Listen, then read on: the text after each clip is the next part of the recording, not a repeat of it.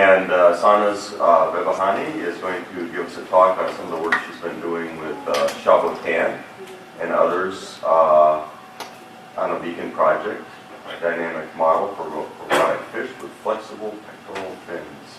Thank you. You have the floor. Thank you. So, Dr. McKinley did the introduction part. The first question that comes in mind is why robotic fish, or why fish in general? I think the answer is really simple. 2/3 of the board is covered with the water, and there is like another board happening under the oceans and seas. And there are a lot of different animals living under the water, and fish is one of them. Fish has shown really interesting swimming patterns. They swim in schools. They are high maneuverable, and they swim really efficiently, which are these reasons are enough for different research areas to kind of focus on the fish as their research topic. So, and when it comes to the engineering, we look at the fish as the robotic fish. Besides just being a cool device swimming in the water, a robotic fish can do different kind of tasks under the water while it's swimming. It can detect water pollution, it can monitor the water quality, and also it can interact with real-life fish, for either letting the zoologists study the specific behavior of the live fish, or for example, swim with a school of real fish and move them out of the danger zone, and this kind of tasks. So as you can see here, these are like a school of fish swimming in the ocean, and this is one of the Smart Microsystems lab robots. It's Grace, it's a glider, and the task of this robot is to detect oil in the water. And this is like another robotic fish that is built in the Smart Microsystems lab. This specific fish modeled as a real trout to kind of let the zoologists study the specific behavior of the sticklebacks, and the trout is the predator for the sticklebacks. And this is a 3D printed stickleback fish. So the most important feature of the fish is like the way that they swim. I think they have a really flexible body, and they move their tail fin and their pectoral fins and other fins that they may have to kind of move themselves in the water. And when it comes to the robotic fish, since we want to model it to look like a real fish, we need to move those fins. And for moving the tail fin and the pectoral fins, we need to use a kind of actuator, which can be a motor, like a servo or DC motors, or even smart materials such as IPMC, piezoelectric actuators, or even artificial muscles, and so on and so forth. So, as I said, a robotic fish would do different tasks under the water. Depending on what it does, it needs to be loaded with different kind of sensors. Like if it's going to detect the pollution in the water, it needs oil sensor, temperature sensor, dissolved oxygen sensor, and other kind of sensors based on what it's going to do. Also, it needs gyro, compass, accelerometer, GPS to kind of give us its exact position and velocity and different kind of things to let us design the controller for the flying fish. And also, it needs a sort of a communication device to either communicate with other robotic fishes that are swimming under the water, or to communicate with the operator outside the water. So here in Michigan State University, we teamed up with computer scientists and zoologists, and we created this multidisciplinary group to study the real fish and robotic fish interacting together. We do the modeling, we generate the robotic fish prototype, and then the computer scientists would use their evolutionary algorithms to make the fish more efficient, and by the feedback that we get from the zoologists, we will improve the design to make the robotic fish look more like a real fish. The previous works that have been done in this group by Dr. McKinley's students and Dr. Tan's students is they studied the robotic fish with flexible caudal fin, which is the tail fin of the robotic fish. And briefly I can share some of the works that they have done. They developed a model for the robotic fish with flexible caudal fin, and they created the prototype. And then by the evolutionary algorithms, they tried to find the optimal amount of the tail stiffness, which would create the maximum velocity in the robotic fish. And then there's some data from the mathematical model, and then the data from the evolutionary algorithms. And then for the tail fin, they use the 3D printer, which is capable of printing objects with different stiffness. It can combine a rigid material with flexible material and create the different kind of stiffnesses in between, and then they try to find the best material for the pectoral fin, which would generate the maximum velocity. So, as I said, flexibility is really important in real fish. So, since we want to have the robotic fish look like the real fish, we focus on the flexible pectoral fin and tail fin in our robotic fish, which would create a more precise and accurate model for the robotic fish.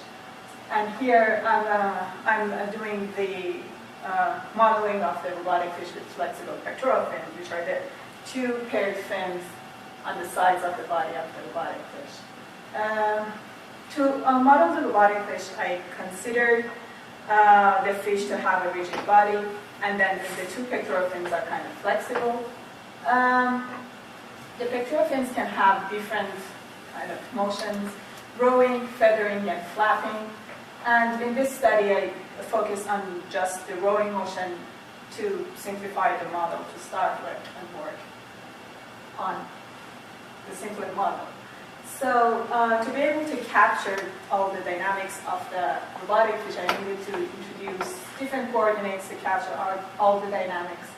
And then by solving the rigid body dynamical equations, I was able to tell the velocity of the robotic fish. And this specific fish is going to swim just on the surface, so it's not going to go up and down. It has a 2D motion in the water.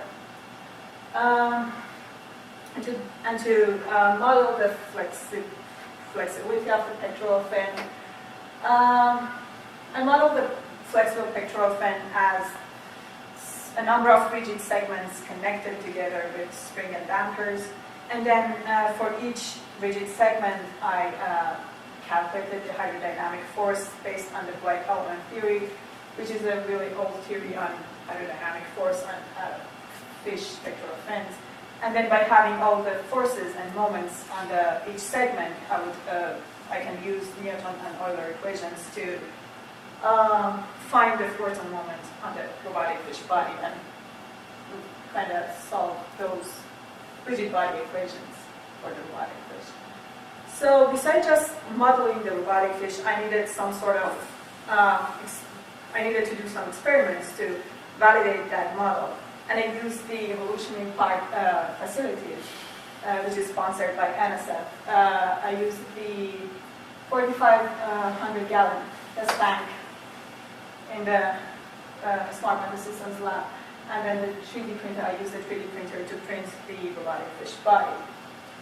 I designed the body of the robot in the SolidWorks software, which is a software that you can design 3D objects. And then I used the 3D printer to print the actual body of the robotic fish. And you can see here, this is the actual fish with flexible pectoral fin and caudal fin, and the body is printed with 3D printer. So inside the robotic fish body, we have a lithium-ion rechargeable battery as the power source. Also, we have 3 waterproof servos, one for each pectoral fin and one for the caudal fin. In this study, I'm just moving the pectoral fins because I wanted to model the pectoral fins, so I don't move the cutout fin for now. And then there's a microcontroller board, an Arduino Fire board, which is the brain of the fish, and then gyroscope, compass, accelerometer to give me the position of the fish for future controller designs, and then a power board to generate the velocity for the sensors and the motors that I'm using in the fish. So I did some experiments to kind of validate my model. Forward swimming, the things that I measured is the forward swimming velocity and turning period and radius in the turning swimming motion. And I did the experiment for different fin flapping frequencies to kind of capture how well my model could capture the real world kind of thing. In the turning radius, as you can see, the fin flapping frequency does not affect the turning radius. But in the turning period, the faster that the fin flaps, the fish would have quicker turns. And then for the forward velocity, the faster the fin flaps, the faster the fish would swim, which makes sense kind of. And then the experiment and the modeling data kind of matched together, and this validated my model. So to sum up, I can say that I created a dynamical model for the robotic fish with flexible pectoral fins. I designed and built a robotic fish prototype.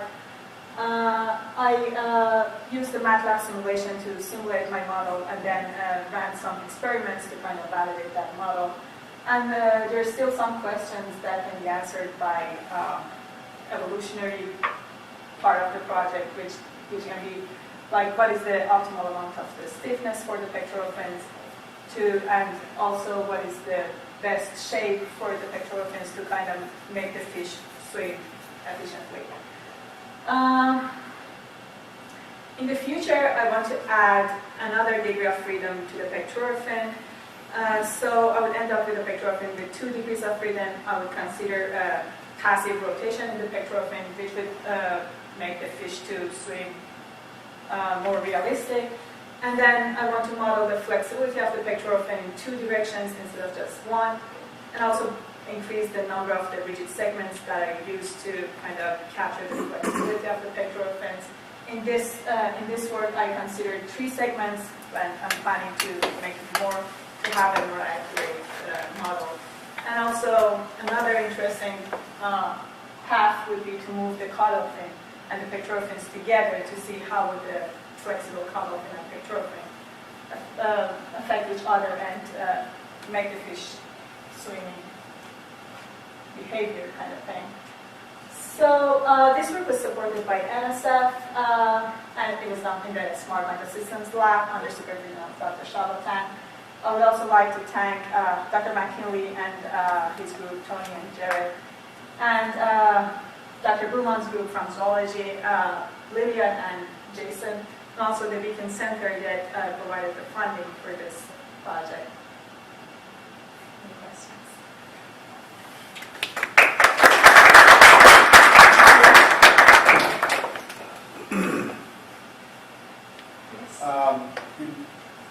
How would the shape of the fin affect, and have you considered optimizing also the shape of the fin? This is what I think our computer science gurus are going to answer with their evolutionary algorithms. But there are some studies that have been done on the shape of the fin and how it would affect the efficiency of the swimming. At this point, you consider rectangular? It's rectangular for now. Yeah. Yes. You don't mean to be overly philosophical, but you said that you did tests in MATLAB to validate your model. I test. Did you do anything to invalidate your model? What do you mean by invalidate? I mean, I'm really asking what exactly you did to validate or invalidate. I showed you the prototype that I built, so I put it in the tank and it swam in the tank, and I measured the things that I said, the forward velocity, and then saw that it matched with my model and also in the turning period and radius. So the model captures like what a real fish does, the robotic fish does actually. Yes. Were there any particular real-life fish that were used to model your design, or is design independent of whatever? This one, no. I just like wanted to have a very basic design to kind of test and validate the model. But there are some work done in the lab as I showed the trout that is modeled to look like a trout to use as a predator for the real fish. But this one, no, it's not modeled after. And one other question. You mentioned that you did your simulations on the surface and that there would be no up and down motion. Yeah, it just swims on the surface Okay. for now. I wanted to like make it as simple as possible to capture what I want to capture, which is the flexibility of the picture. Any more questions? Yes. I guess, how difficult do you think it'll be to expand your simulation to include some of these other features, like the changes in fin shape or the changes in fin motion, or? The fin shape would not be that much difficult, but like the motion would add a lot of states to my equations. I wanted to like extend this for my next step. I wanted to consider the 2 degree of freedom motion, which would end up. I ended up with a really large equation, so I dropped that and decided to go step by step. So I'm right now increasing the amount of the number of the rigid segments for now, and then later on I'm going to consider the other degree of freedom. So you consider the velocity as the objective you want to maximize, but that may not be the objective all the time, right? So, I mean, what other objectives are you thinking? I'm thinking like for a fish, it depends on the task that he's going to do. Like, for example, for one fish, they want to swim under the water for a long time. So the amount of the power that they consume would be the like efficient part. They want to efficient the amount of power, and it really depends on like the way that they're looking at the fish and what it's going to do. Yeah. So for this one, I think because the flexibility of the fin would show, like if I consider the fin rigid, the velocity would be less than the flexible one. So I think the main objective for me was to like maximize the What's velocity. stability you're concerned on? Because you can have certain speeds where it just sinks instead of being stable up down the surface, right? Yeah, I didn't go that way. I limited my frequency to a number and didn't go higher than that. So for my cases, that was not an issue. Are there any questions from the remote sites? Yes. Go ahead. It seems.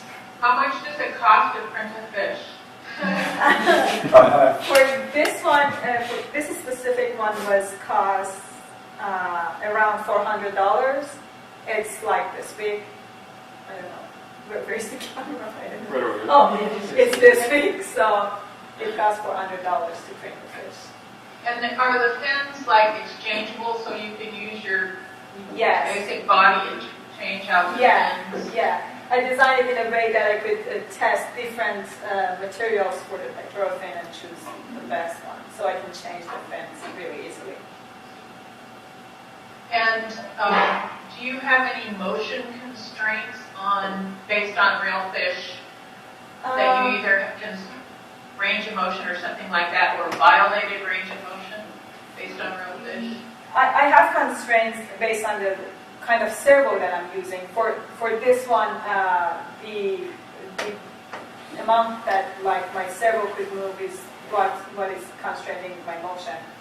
But by changing that, I can do other things. But I wanted to have the smallest waterproof servo, so I didn't have that much of option there.